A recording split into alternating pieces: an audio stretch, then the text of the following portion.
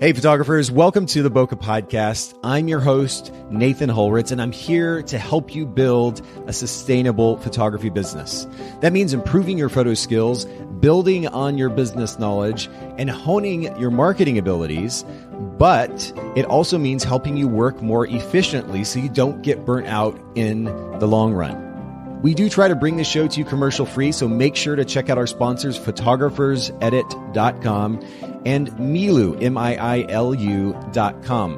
Photographer's Edit is custom photo editing for the professional photographer, and Miilu is the simplest way to create and manage timelines and shot lists for the events you're photographing. Again, photographersedit.com and Miilu.com. All right, let's get into today's episode. All right, ladies and gentlemen, boys and girls, we're back for another Bokeh Podcast episode, and I'm joined today by another brand new guest and somebody who's just really captured my fascination, Larry McGill. Thank you, Larry, for hanging out with the Bokeh Podcast community today. Yeah, thank you. The pleasure is all on this side of the microphone. Well, that's very kind, and I have to return the gesture and say it's truly a pleasure. Not only that, I mean, first of all, just to be able to have a conversation, and we're going to get into an interesting topic today. But your communication style, even as we had the chance to go back and forth a little bit via email prior to our conversation today, is quite interesting and captivating even. I think I complimented you on your writing skills because that's not something everybody has. It's something that I've had to work really hard at myself. But not only that, you have really interesting experience in the news world as a producer, which brings us to this conversation today. So I'm excited to get into the details of that. Before we do, though, let me just jump to this first question, what's normally the first question here on the podcast, and that has to do with brand position or the unique value proposition that your business offers to your market. As a photographer, what is that brand position? So to put it in a nutshell, and I'm still working on refining this. Yeah. But I like to say Philadelphia and Mainline headshots and portraits that sell your personality. Ooh, I like that. Okay.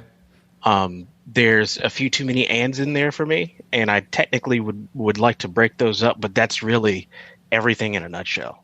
Well, you already are moving in a direction, a very specific direction. Specificity is huge. A lot of times photographers, if I ask them a question like this, the answer is quite lengthy. And a lot of that has to do with not having taken the time to think through it, or maybe even knowing how to approach developing a distinct brand position.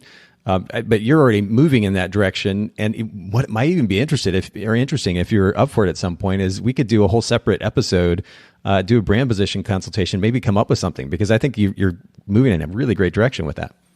Oh, yeah, that'd be most helpful. And even just getting to that point is just the result of being a listener to your podcast. So kudos to you for helping. Oh, wow. Well, okay. That, again, very, very generous in your words, but that's great. Well, maybe we can set that up later on, and everybody listening in, you can listen for that brand position consultation coming down the line. But let me go ahead and jump to the next question. This has to do with customer experience. And I know that photography is not a full-time gig for you, but with your experience as a photographer and working with various clients over time, what would you say has been one of the most important principles that you've learned about customer service? For me, it's been two particular points. One is making sure that folks feel like they know what you're doing, or you know what you're doing, rather. Ah, okay. And it sort of leads into point number two, which is making folks feel comfortable with not just being in front of the camera, but with the process that you're going through the whole thing. So I will normally sort of spell things out ahead of time. Okay. And to me, it's almost like, and we'll talk about the whole news producer thing and whatnot a little bit later. But as a person that writes news and puts it out to the public, one of the things that we do is we try to keep things simple. Yeah.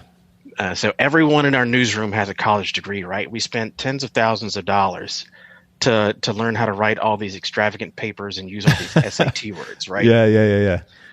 But they tell us when we're writing to write to like an 8th grade level. Yes. So, the last 20 years of learning kind of go out the window. Isn't that funny? But it's so true, though, because if we And you and I were actually chatting about this idea before we started recording. Attention spans are minimal, and probably no one else knows that better than yourself being in the news industry. But if we have a consumer or a potential client, regardless of the situation, of our content or the services that we're providing, if we are, I guess, making it complicated for them to understand what it is that we're offering, their attention span only lasts so long, and then they're on to the next thing. If we have to capitalize on that opportunity, and simplicity is a really great way to go about this. I say this, and I've got to figure out a better phrase for this, but this is something that I've talked to my team about endlessly over probably the last number of years. And that is the idea is to kind of dumb down the message, not dumb down in that people are not intelligent, but simplify it. I think that's probably just a better way to say it. Simplify it. And to your point, think about somebody that's, 8th grade level or even lower potentially, because reality is that we can probably get the message across way simpler than what we're trying to do, trying to sound good or whatever it might be. Oh yeah. I don't use just talking about my process, just talking to people about how things are going. Yeah. I don't use adjectives. Interesting. Okay. That cuts down on the number of words, and that's the same thing I do in news scripts. I don't use adjectives. It's up to you to decide, to describe the whole thing. Okay. And again, something else that I do in the newsroom, I usually try to keep my sentences at 7 words or less. Really? And this is writing text for those who are the hosts that are going to be on the show, or when you talk about writing these sentences, what is the purpose of the sentences? Yeah, when I'm writing a script for the anchors that are on the air, I usually try to even if it's not a 7-word sentence, I usually try and at least keep the phrase or the idea to 7 words. Wow. So maybe there's an ellipsis, a ... after that. Sure. But I try to keep it short. And that refines that automatically refines things. Now, is the 7 words metric, is that something that's based in research? Is it something you've kind of figured out over time? That was something that this is something that a manager told me at a news station before. Okay. And to me, it just works for me. She didn't say where she got it from. She came to us from another station, and she had already been sort of established as a better writer. Yeah. And one of the things she told me was, try and keep things under 7 words. Huh. And that just sort of stuck with me the whole time. So when I'm writing, even, and this is not on my website yet, but even for my description on my website, most of my sentences are pretty short. And they tell you about the experience, but they don't describe it. It's up to you to describe it. Interesting. Okay. That's an interesting way of looking at it, because I guess naturally I would think as a photographer, aka an artist, one of the things we would need to do is to communicate as colorfully as possible. But you're right, the images really can speak for themselves, and there's no need for us to clutter that up with a bunch of text. Mm-hmm. Okay, that's fascinating. I want to get back to something else you mentioned, though, before I go to my next question. You spoke to the significance of expertise.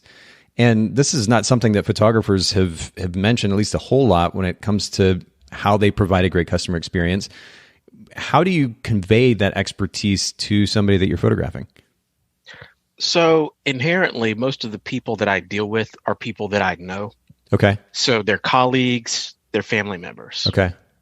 So they know me as in one facet of my life, right? They know me in the newsroom. Sure. And they've probably seen my Instagram feed. They've probably dabbled around on my website. Some of my coworkers know that I do love photography because they use the images for some of their work. Okay.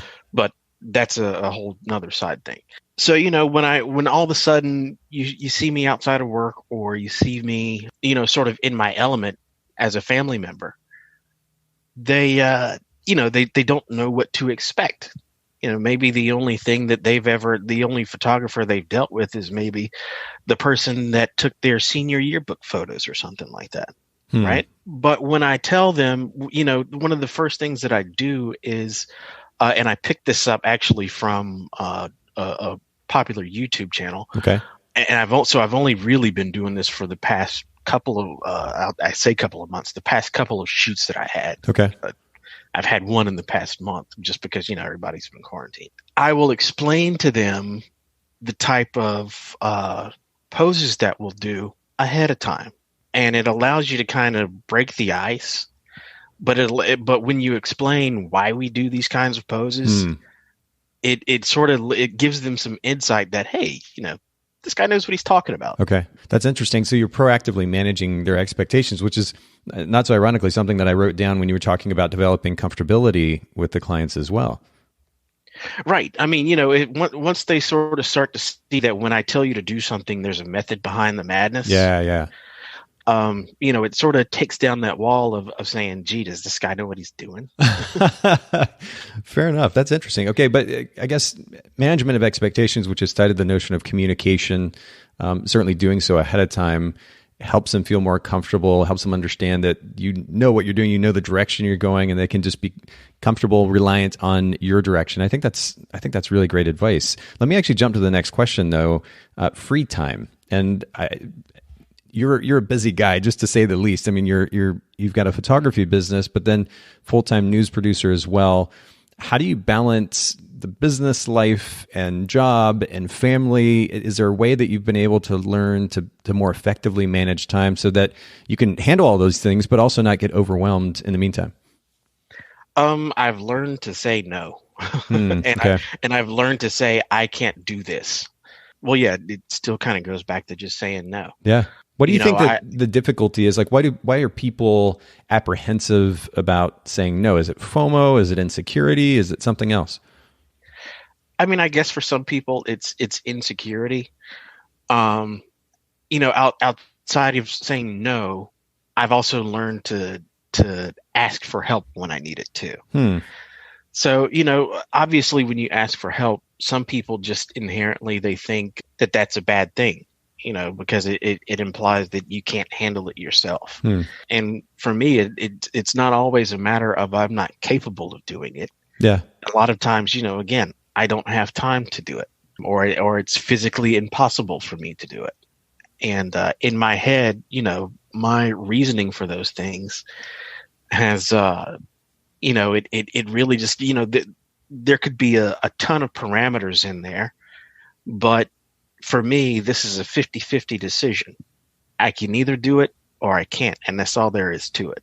And the psychology behind saying no or asking for help for me is just gone. It's more of an empirical thing than an emotional thing. Yeah. Well, we get our emotions tied up, and I mean, wow, I'm guilty of this a million times over. You let your emotions get into the mix when it comes to making intelligent decisions, practical decisions for our business, certainly time management. That really can kind of confuse the situation. So that's a great point too. And I like the simplicity of understanding what you can and can't handle. And to your point, setting aside any potential insecurities and being okay with asking somebody else for help. It's almost like we have some kind of contest going, or we've assumed that there's some kind of contest going on where we have to prove that we can do all this stuff ourselves, and it somehow makes us a better artist. And I think that's just, those are misnomers in the end. And it ultimately hurts us if we're trying to do it all ourselves. We get burnt out. Maybe you can't even provide the same level of service as a result.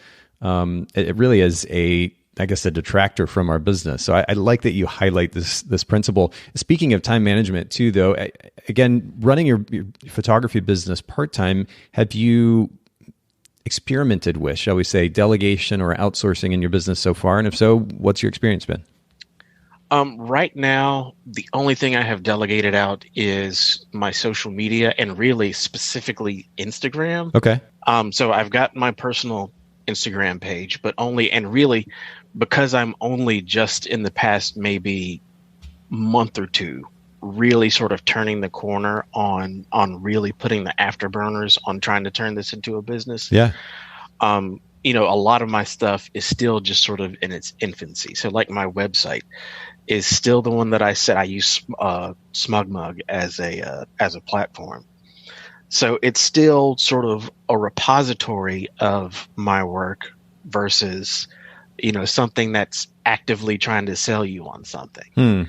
So the Instagram, you have my personal Instagram, but I also have now a business Instagram, and someone else handles that. I don't even have the login information for that. That's brilliant. What's the Instagram handle, by the way? Because I want to take a look at it too. So my personal Instagram, you've seen that one. It's Immediate Savant. Yeah, which I had to ask you about because it's a fascinating name. Where's the handle come from? It's kind of like they used to refer to people that had a great skill at one thing, but were not particularly that may have had some kind of mental deficiency. They would call them an idiot savant, which now is not a particularly proper term for those kind of people. Sure.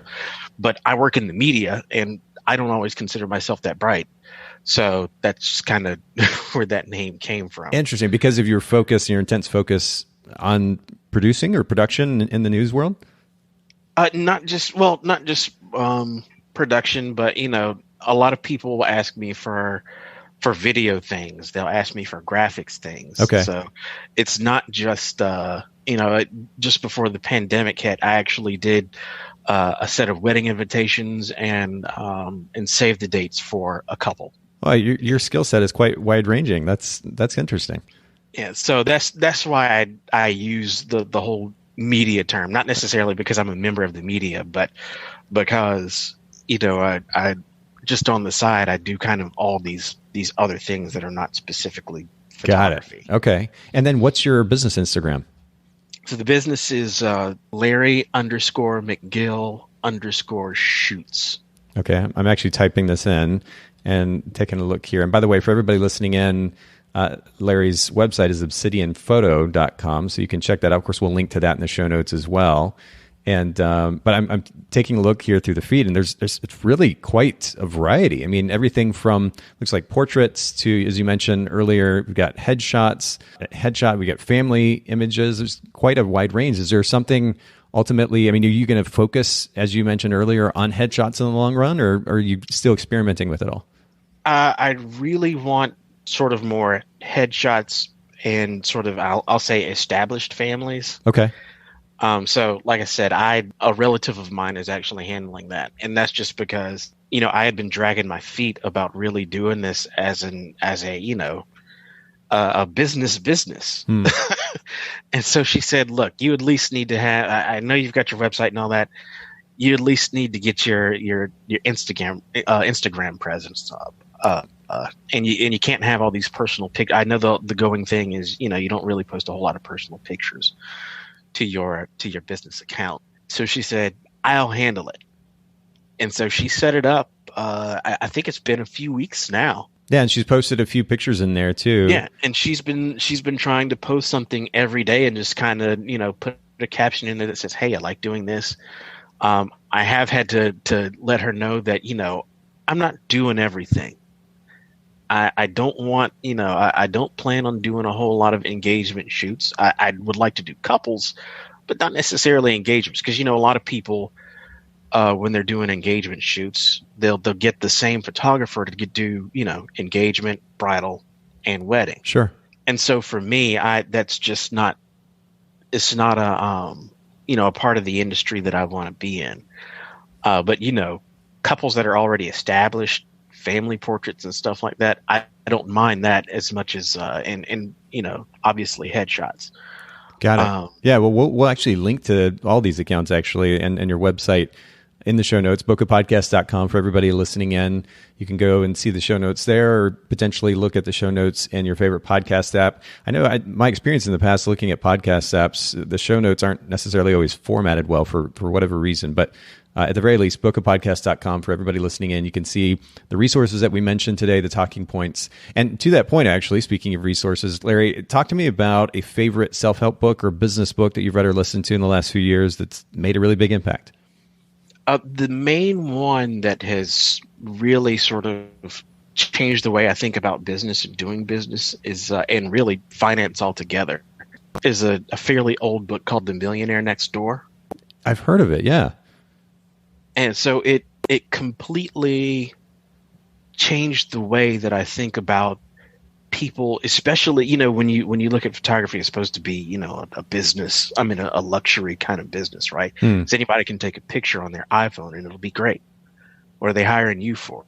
Because it's a luxury thing. Interesting. Yeah, I wonder if a lot of photographers even thinking about it that way. The ones that are specifically charging higher price points, maybe more so. But it's interesting to your point, especially in 2020, that there is a distinction between what can be really beautiful images on an iPhone and then actually paying somebody money to do that for you. Right. So, the Millionaire Next Door and the edition that I have /read, and there's been multiple editions that have come out since the original. At the time, it said like the average millionaire doesn't drive all these fancy cars. They boiled it down to two vehicles, a Jeep Grand Cherokee and a Ford Explorer, right? You would normally think it was something like a Mercedes or something like that instead. You would expect, you would expect a luxury, right? It changed the way that I thought about people who actually have means to pay for the product. Would you like to get the people that can afford to buy a Ferrari? Yeah. Yeah, but you also can't always, to your point, you can't always assume or project on the situation. You don't necessarily know what's going on behind the scenes. Exactly.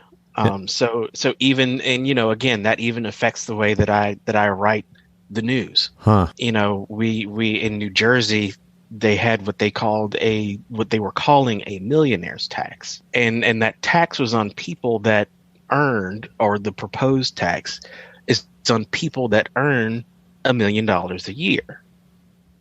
Well, your average millionaire does not earn $1 million a year. So it's technically a false, it's a misnomer. Yeah. False premise. So, you had that name in and of itself implies that, it's a tax on all millionaires. And again, there's teachers that are millionaires that, they've just managed to save up over decades of working. Yeah. And they just haven't. I was looking at numbers actually related to this the other day, and it was staggering the number of millionaires there are in the U.S. Mm-hmm. Yeah, it's fascinating. Well, nonetheless, to your point, and this is a really great lesson actually to take away from this point of conversation, which is we really can't assume that the person in front of us can't afford to purchase a print or pay for this service or add on a bonus or premium service or whatever it might be, because it's so easy to assume that. And I think a lot of photographers, myself included, are apprehensive becoming salespeople, largely based on the assumptions that we're making in that process. We have to set those aside and focus on doing our job. But let me actually go ahead and, speaking of doing a job, let me jump to our primary points of conversation today, which is really just to kind of get your experience as a news producer and the lessons that you've learned, which you told me ahead of time you feel like you've been able to apply to your photography business. I thought this might be kind of an interesting conversation to have. You're a news producer for NBC Universal, and I'd love for you to just let our listeners in a little bit of what you were telling me about currently actually doing that work remotely versus being right there in the studio in a newsroom. Yeah, so let me point out that, I'm a producer for NBC, but that's because I work for NBC Universal. So I work at an NBC affiliate in Philadelphia. How does that differ from anybody else? Well, because your average affiliate, your average station that you see, so for instance in Chattanooga, your NBC affiliate is not owned by NBC. Got it. It just happens to have, that's the programming that it has. That's the news service that it uses. So what makes our station particularly different is that we're owned directly by NBC Universal. Okay. And normally that's kind of reserved for stations that are in major markets. So we're talking, New York, Los Angeles, Chicago, Philadelphia is market number 4, Washington, D.C., places like that. Generally, the affiliates are owned by the network to which they affiliate with. Okay. So because it's in such a major market, and because we're owned directly by NBC, to me anyway, it gives us access to a whole lot more things that your average affiliate doesn't necessarily get. And is that what's enabled you then to be able to effectively work from home? Because when you were telling me about this, I was kind of surprised that you would have. I mean, I guess I should assume, again, in 2020, the technology that we have, this is definitely a feasible thing. But to actually produce a live news show remotely was just a kind of a fascinating concept to me.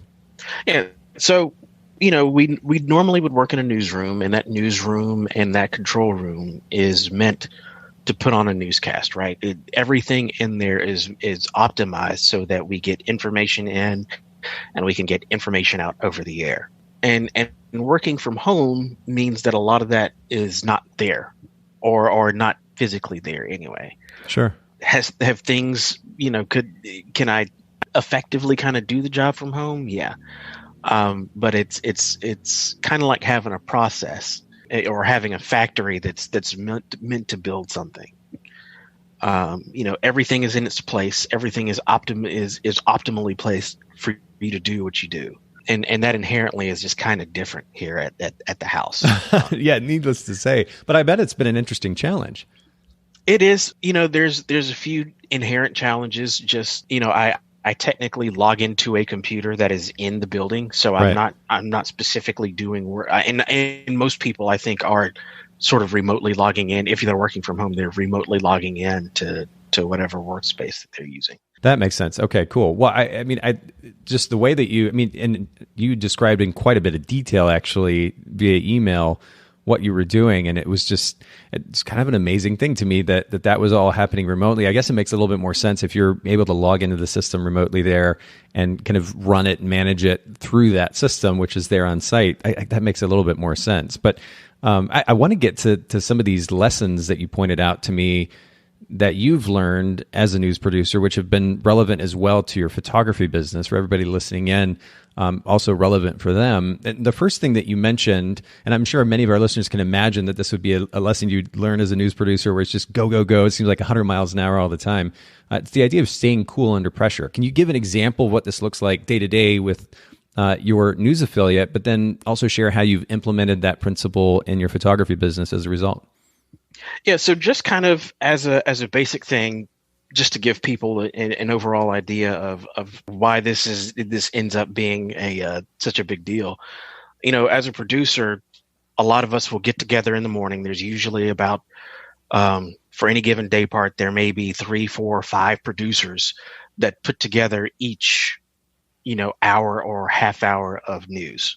We'll get together, we'll decide what goes in the newscast, and we'll start working on, you may have heard of it called a rundown.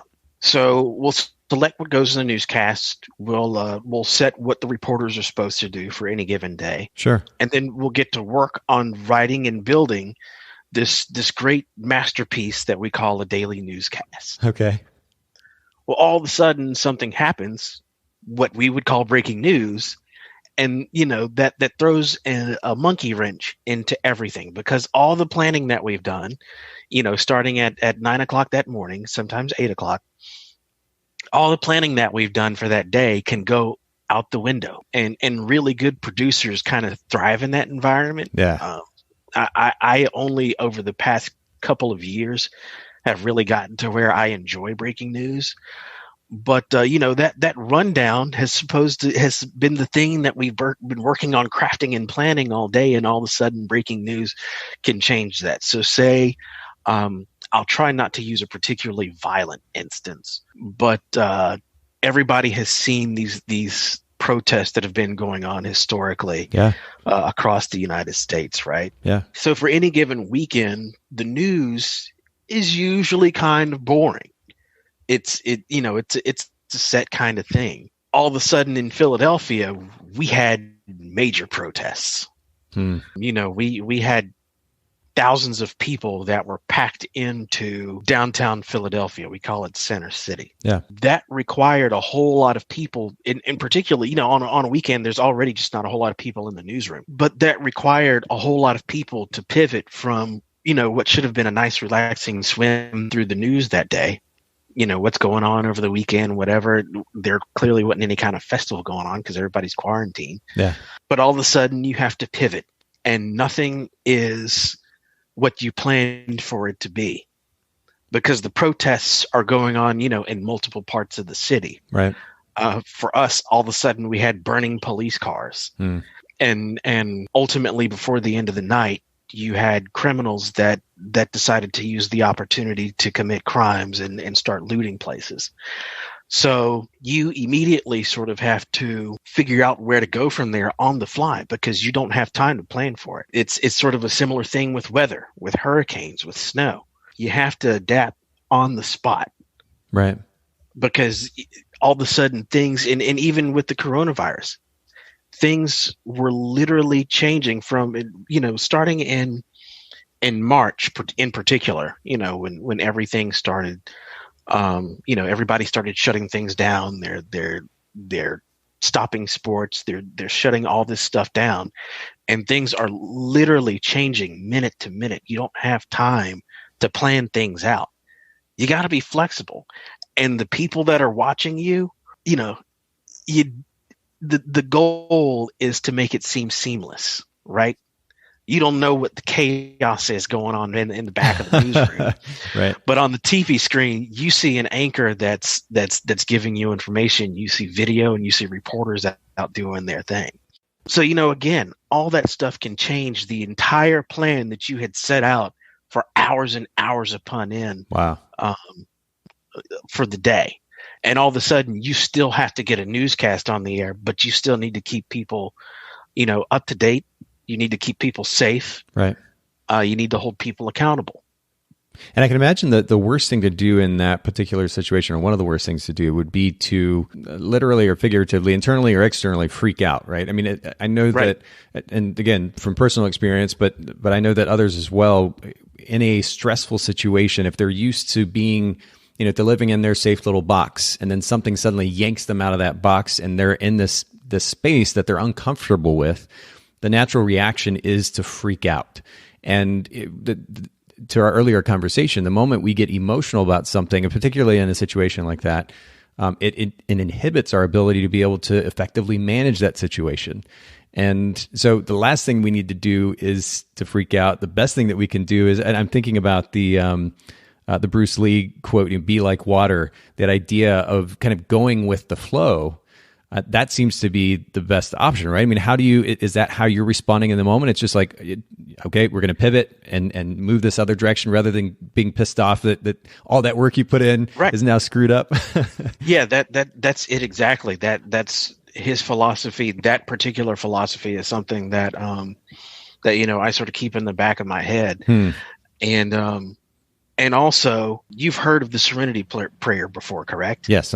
You need to know the difference between the things that you can and can't change, and you need to have the peace of mind or the wisdom to know the difference, right? Exactly. and to deal with it. Yeah, that sums it up wonderfully. And so one of the things that you kind of have to do is know what you can and can't change. You need to know what your elements are, and you need to move on and understand that there's not always a fault. It's not always, you don't always have to blame somebody for something. You can move on to the next thing. So it's kind of a matter of understanding what that is. And for me, that allows you to really have sort of a reset when chaos erupts. How does that then translate to, and how is this translated in general? The lessons that you've learned about the significance of staying cool under pressure, with going with the flow, how's that applied to your interaction with clients and being a photographer?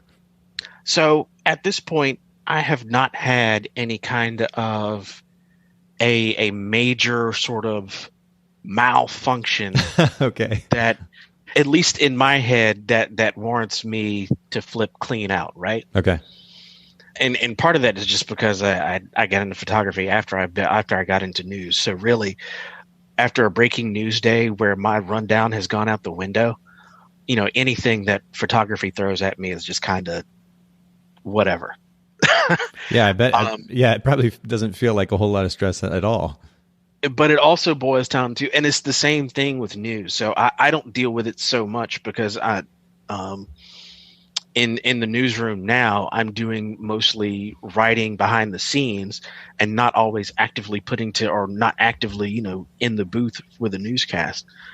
But things like, I'll use a small instance, knowing what to do if, say, a light breaks or something like that, right? Now, for me, I always have a backup plan. I've got, I got just monolights. I got like 7 or 8 of them. Yeah. So I always carry a backup with me. But even if my lights break down on me, particularly if I'm on an outdoor shoot, if something happens, I'm not going to let the client know that something is wrong, right? Because I will still get an image that I want based on what's there. just the last photo shoot that I did just a few weeks ago, the wind caught a modifier that I had set up a little bit more than I anticipated it to. My 65-inch umbrella snapped. Whoa. Okay. Nothing I can do about that once it's broken, right? Yeah. I can't. It's not. I've seen some repairs for it or whatever. But for in this particular instance, there's nothing I can do about it once it snapped. But I also had other modifiers on hand, and I still knew how to get the light that I was looking for without having that specific umbrella. Yep. Well, I think having a plan ahead of time makes a big difference. Having backups, to your point, I think the other thing that can make a really big difference too, especially in enabling us to go with the flow and flex and pivot as needed, is repetition and practicing. I can think back even to as a wedding photographer, I shot Nikon, and the camera still to this day, if I were to pick up one of those cameras, there would be some muscle memory left to, where exactly my finger goes on that camera, where I reach to change a setting or to do this thing or that, because I'd done it so many times over and over and over again. That repetition enables familiarity, which enables comfort in a situation where I'm faced with a situation that isn't the norm. And I think it's really important that we take the time to practice. I've been learning how to day trade in the marketplace, and one of the significant lessons that I unfortunately learned the hard way was that I need to put time in and get tons and tons and tons of repetition just over and over and over again, working with a particular ETFs that I trade. And that enables a certain familiarity with the patterns, with the rhythm, the way that ETF or that stock moves, which then enables me when it comes to crunch time, when I'm actually trying to make some money, it enables me to be able to do so more effectively and not be so nervous and freaked out as a result of a lack of practice. Repetition is so important. So I want to encourage our listeners to, especially during COVID, dealing with the results, unfortunate results in many cases of COVID, that we capitalize on the time that we have to practice, to develop a plan B, C, and D, like Larry is talking about, and also to get that repetition in through the practice that enables us to have familiarity, enables us to be able to work through challenging situations. But there are a few other points that you shared with me, Larry. I want to get to the next one. And to our conversation earlier, routine makes us feel comfortable, but we're not always going to have routine. We're not always going to get to stay in that comfortable little box that we're so used to. How do we learn to, or how do you learn to adapt as a producer, and how's that translated to your photography business? I think that's another thing that goes back to routine, and sort of on the same branch, I'll call it, is technique. So obviously you refine your technique through routine, right? So the more I got used to handling breaking news, the more something happened. Sometimes something happens when you're in the middle of a newscast, and you have to get it in, and you have to be accurate, and it has to look fairly decent on the air. You still want to tell a compelling story. The more I got used to doing it, the better I got at it. And really, oddly enough, particularly when I was actually producing more entire newscasts and not just stories, that my threshold for just kind of throwing the rundown out the window was very low. Yeah. It did not, and I don't mean to say that as, a whole lot of news organizations will call everything breaking news, but when something happened, I was more likely to try and get it on the air and be more aggressive about it. And just kind of and almost kind of shoot from the hip in the situation instead of worrying about breaking my precious rundown. Yeah, we get really protective about our comfort zones, don't we? Right. So when just going out to a photo shoot, a lot of times you've already talked with the client, you've already kind of figured out how you want things to look. You've come up with this great setup, but again, just like a few weeks ago now when my umbrella snapped, I didn't freak out about it. It sucked that I can't use that umbrella. I told him, hey, I need to run back to my car and get another modifier, and I'll be right back. and that was that. They may or may not even know that that thing is gone. Yep. That I can't use it anymore. But it doesn't matter, because I still had something else that I could quickly run back and get, or really, I knew what I had in my toolbox, just from technique and from equipment. I could go back and get something else and still get the light that I wanted. Yep.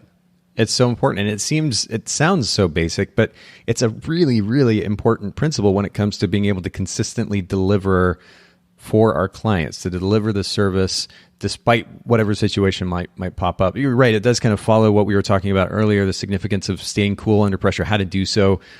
We need to learn to adapt. And a lot of that does come from both an understanding of our equipment, having the techniques, or the skill set rather, that enables us to be a good photographer regardless of the situation, and then repetition, that practice, makes a really, really big difference.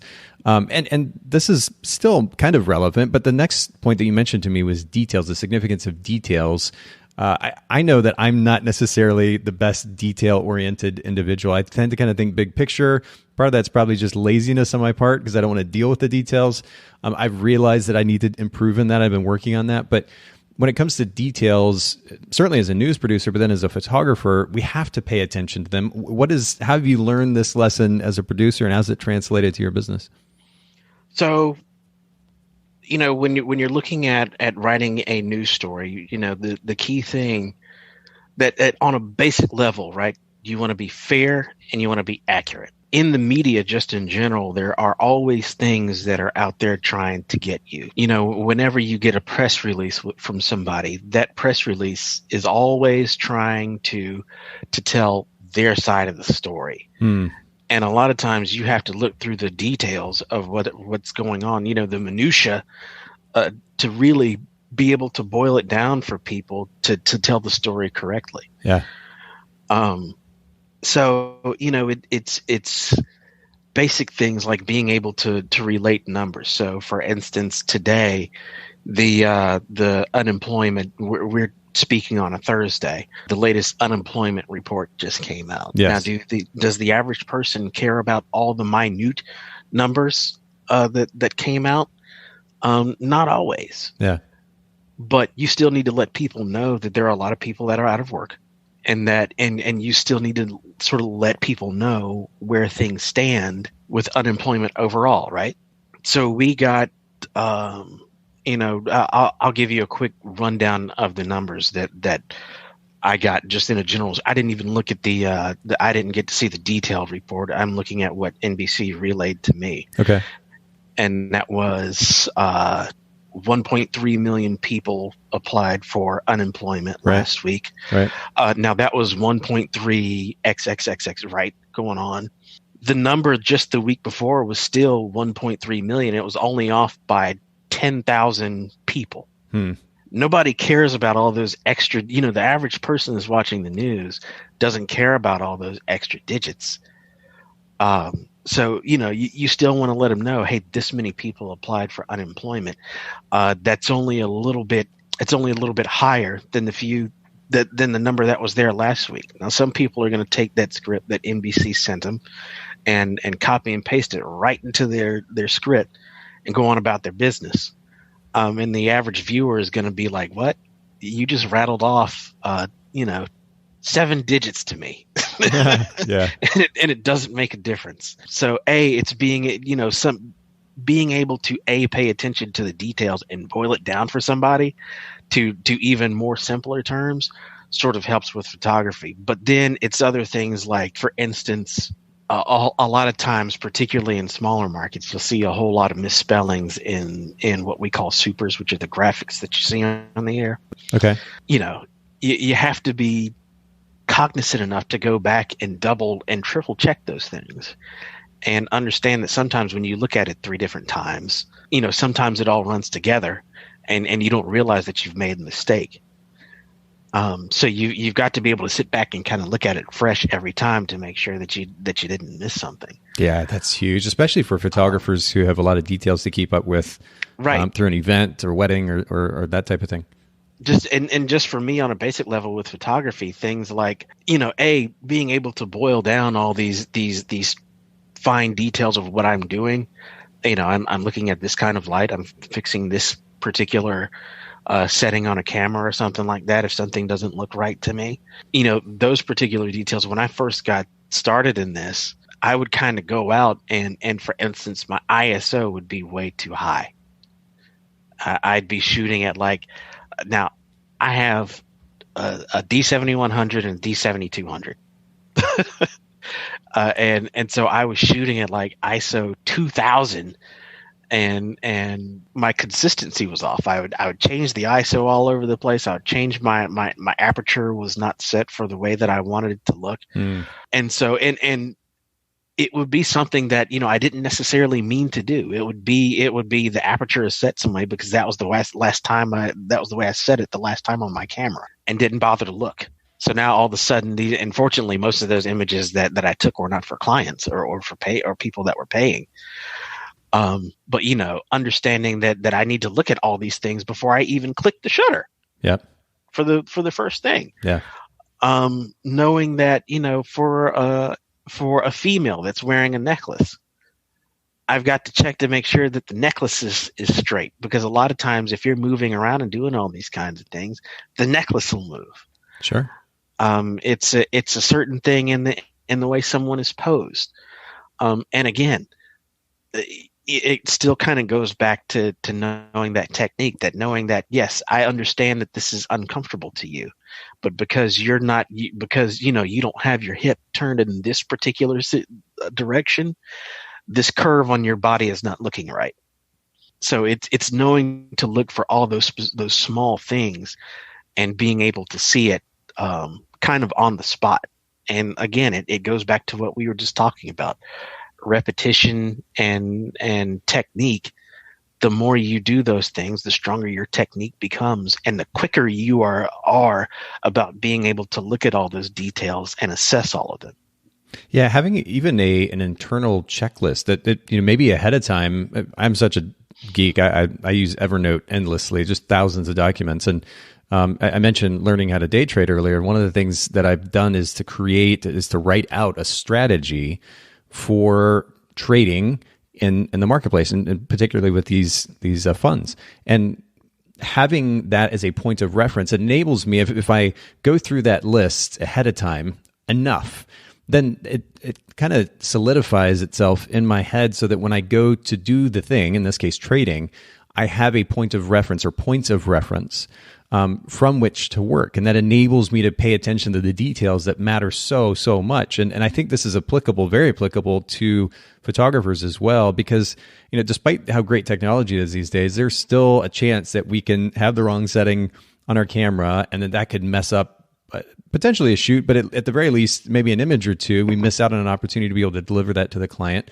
If we don't know the details, the schedule of an event, for example, not being present to capture the important images. I mean, the list can go on here, but making sure that we've got an established list that we can play off of consistently of what details to be paying attention to look out for. I think it would be a really, really great reminder for all of our listeners, especially those who are newer photographers. I think it's a really important principle. But let me get to the next and last question, actually, which has to do with being able to relate to people. And you alluded to the significance of this idea earlier when you talked about customer experience. If I'm trying to be even a halfway decent human being and create good conversation with anyone that I'm having a conversation with, Larry, for example, you and I are having a conversation, and I know that you're a father, and that immediately is something that you and I can relate on. It would be natural for me then to go in conversation to that talking point when we could probably talk endlessly on that topic. It would enable us to connect because it's something that we can relate on. What does this look like in the news world, and how is that ultimately translated for you in your photography business, this ability to be able to relate to those in front of you? So for me in particular, a lot of it boils down to getting out there and getting to know people, which means that I go out of my way to sort of create diverse relationships. And remember, diversity is part of the whole reason we even started talking in the first place, right? Yeah. But before we even started this conversation today, pardon me, one of the things that I told you is that, I had stopped listening to a lot of podcasts and really photography podcasts altogether because I wasn't hearing the diversity that are seeing the diversity in personnel that I wanted to see. You know, people that are listening on the podcast may not know, but you know, I'm a black man. So, you know, most of the people that you see in photography are, especially the talking heads, are white people. Sure. And one of the reasons that I reached out to you just to say, you know, thank you for adding more diverse voices to your podcast was right up that alley. And when I went back to listening to those podcasts, I could see that well before this conversation was even going on, right? So before all the talk about social injustice and all that was going on, you had already made the move to try and be more diverse on the podcast. And that goes back to the newsroom, to where you need to have a diverse number, a diverse set of people to tell the stories. Yeah. For me, and I learned very quickly, I'm one of the few, you see, you know, you'll see black men in front of the camera, right? But those reporters are not always choosing their stories. Those anchors are not always choosing their stories. Sometimes they're not even writing the stories. They'll go through and check the script, but they might not have written the initial story. Okay. In the newsroom, not in my particular newsroom, but when I say newsroom, I mean it, you know, more generally. Sure. On the back end, on the editorial end, the people that are making the decisions, I'm one of the few black male producers in news, period. Wow. There's not but so many. That is not to say that there's you know, not any more besides myself. Sure. But there's only a few. My news director, who happens to be a black man, is one of the few black male news directors in the industry. Wow. So when it comes to framing stories, when it comes to understanding the way this affects more than just the mainstream people, you need to have those diverse relationships. And being able to have diverse relationships means that I can relate to more people whenever I'm taking pictures. You know, there's a whole lot of times where our stories are not necessarily in the neighborhoods where we live. Yeah. You know, in Philadelphia, we get paid pretty decent as journalists. So when crime happens in in a black community, in a poor community, something like that, if you don't have those relationships set up, if you're not actively going out and seeking to make those relationships ahead of time, the only thing that the people see when you show up is somebody that's just trying to highlight violence because it's there, right? Versus somebody who actually cares about how this is affecting you. And when somebody shows up and needs a headshot or something like that, and you can relate to them, you know, it makes it easier for you to put yourself in their shoes. You know, I have no trouble understanding that people are uncomfortable in front of the camera. Yeah. And this is particularly because of dealing with, and specifically even my colleagues. So my colleagues that are in the news, that are used to being in public, a lot of them, when you point a still camera at them, they clam up.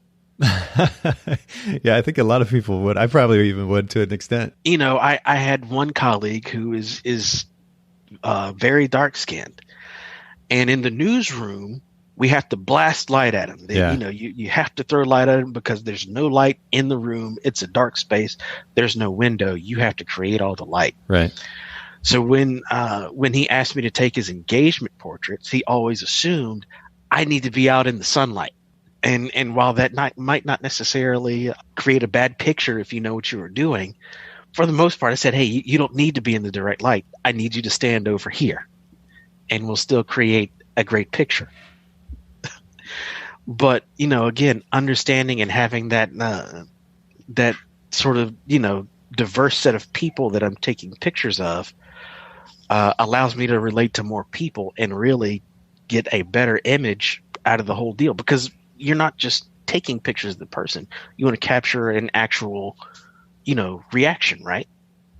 Yeah, and I think, as I'm hearing you talk, I'm thinking about two words, which one of which we've mentioned already, projection. Like, we're projecting onto a situation. We're also assuming, we're making assumptions. And honestly, I think a lot of what's at the root of racism here and abroad is assumption and projection. And that gets in the way of our ability to be able to connect with somebody, sure, who might be different from us in one way or another. But it's the assumptions that we make that get in the way of that wonderful opportunity.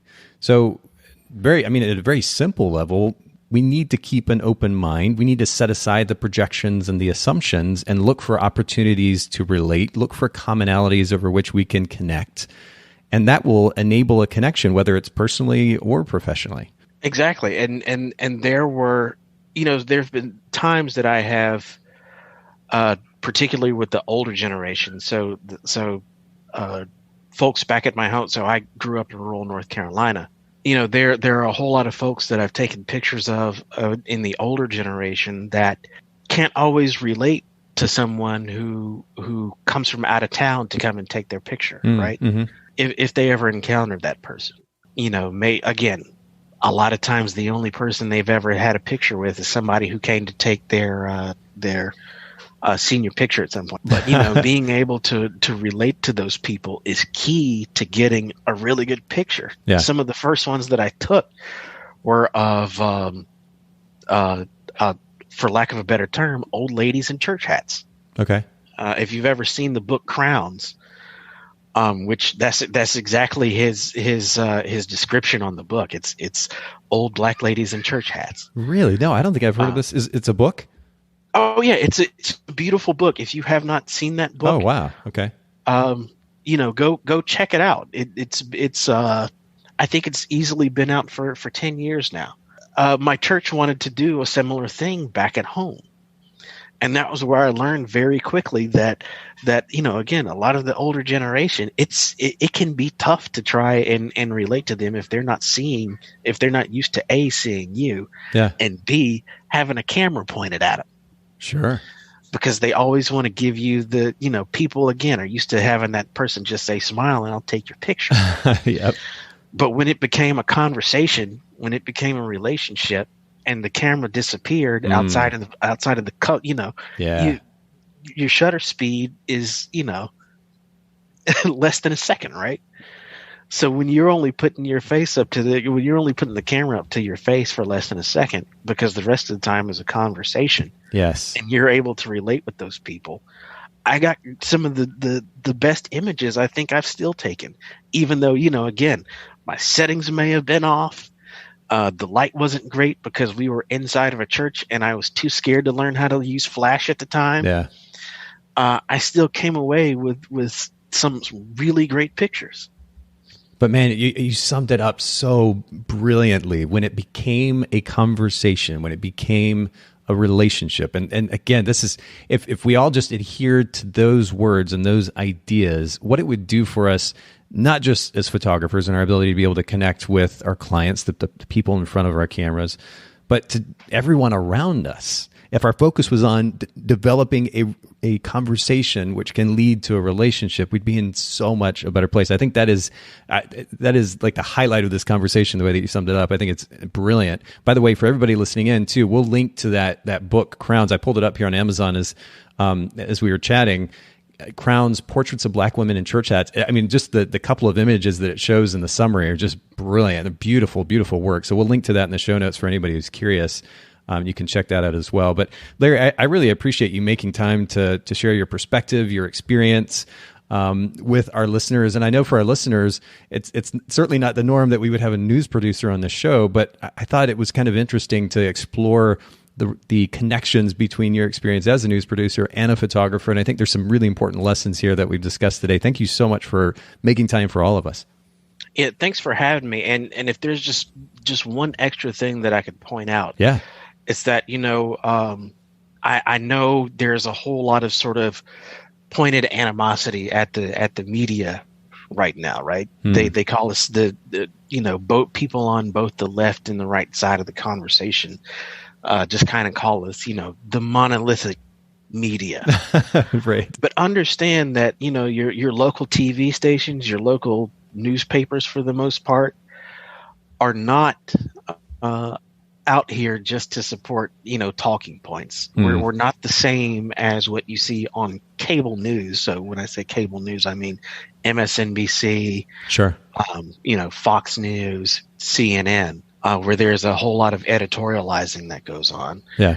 We're trying to keep you informed. We're trying to keep you safe, and we're trying to hold the powerful accountable. And that does not lean either way. Exactly. That's beautifully summed up. Yeah. And to our earlier conversation, again, we can't just assume there are and project there are individuals behind what we're seeing in the news. We have to keep that in mind. Again, I really appreciate your perspective, Larry. One more time for our listeners, will you just remind them where they can follow you online and hopefully cheer you on as your business continues to develop as well? Oh, yes, indeed. My website is obsidianphoto.com. And again, it's Obsidian like the rock. Yeah. And again, it right now it's not particularly set up to sell anything. Most of the time, if I get any business, it's just kind of word of mouth. But it's got a sort of a repository of as a matter of fact, I used to have structures and stuff on there and buildings and landscapes, and I took all that down just to put portraiture up there. Yeah.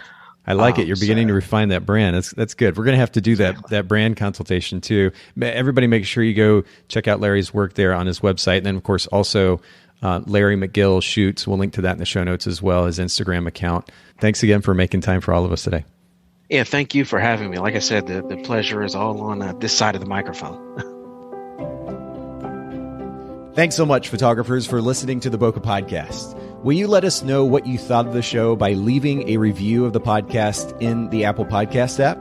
And I'd love to hear from you personally with your thoughts about the podcast and suggestions about future topics and guests for the show. My email is nathan@bokehpodcast.com. We do try to bring this show to you commercial free, so make sure to check out our sponsors, photographersedit.com and Miilu, MIILU.com. Photographer's Edit is custom photo editing for the professional photographer, and Miilu is the simplest way to create and manage timelines and shot lists for the events you're photographing.